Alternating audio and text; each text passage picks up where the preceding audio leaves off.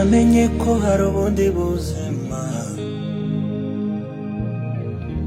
hejuru y'ubwo tubayemo. Namenye ko hari izindi mbaraga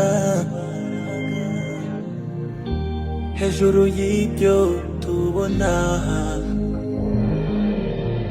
Njye niboneye sivuga,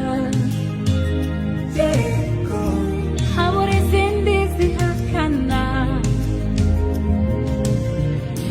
N'ibihe birasumbaha cyane, imiraba igaceceka.